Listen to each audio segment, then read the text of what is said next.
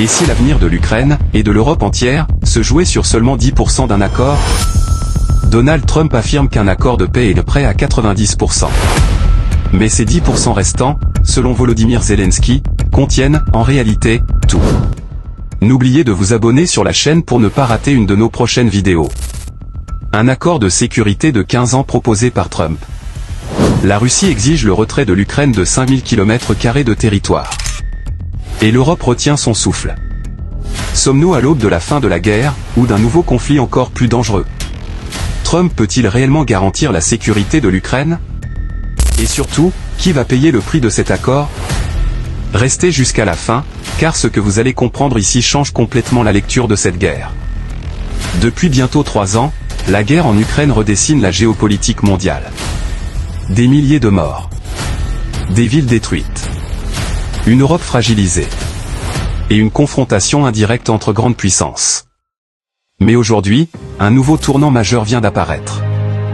Donald Trump, ancien président américain et potentiel futur président, propose un accord de sécurité de 15 ans pour l'Ukraine. Une proposition qui divise, inquiète et intrigue.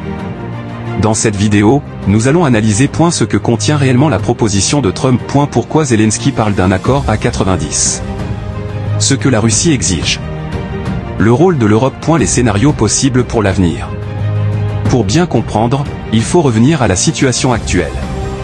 L'Ukraine contrôle encore une partie importante de son territoire. Mais la Russie occupe toujours de larges zones à l'est, notamment dans le Donetsk. Les lignes de front sont presque figées. La guerre est devenue une guerre d'usure. Une guerre économique. Une guerre psychologique.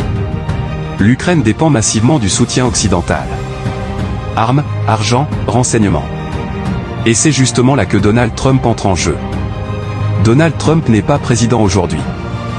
Mais il est au centre du jeu diplomatique. Pourquoi?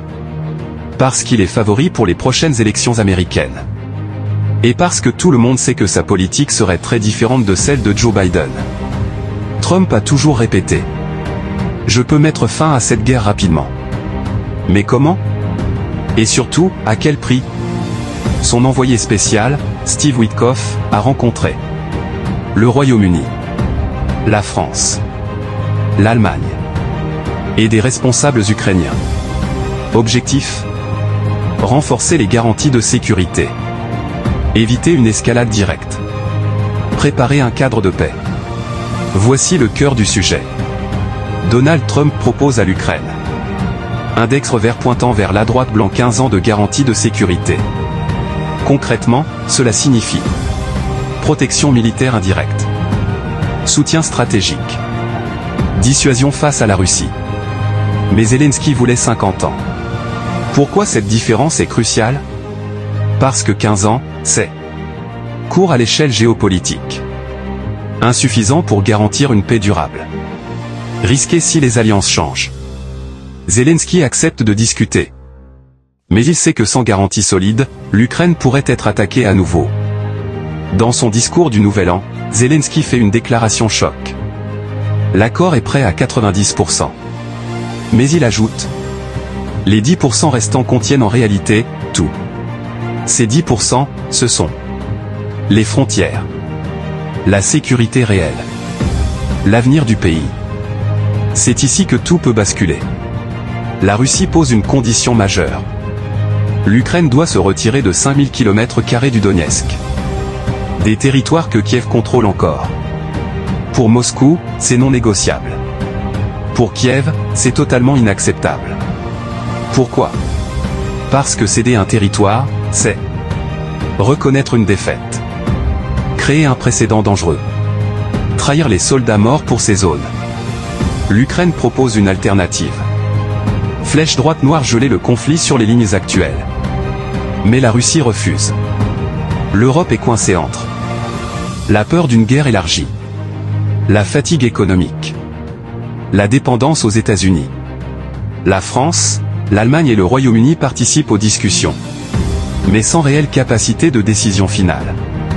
Si Trump gagne les élections, la politique américaine changera. L'Europe devra suivre ou subir. Scénario 1, accord signé. Cessez-le-feu. Garantie limitée. Paix fragile. Scénario 2, échec total. Poursuite de la guerre. Épuisement de l'Ukraine. Escalade possible.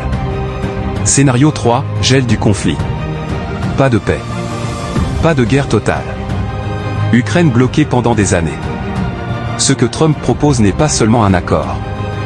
C'est une nouvelle vision du monde. Une vision où la paix est négociée rapidement. Les garanties sont limitées. Les compromis sont brutaux. L'Ukraine est à un tournant historique. L'Europe aussi.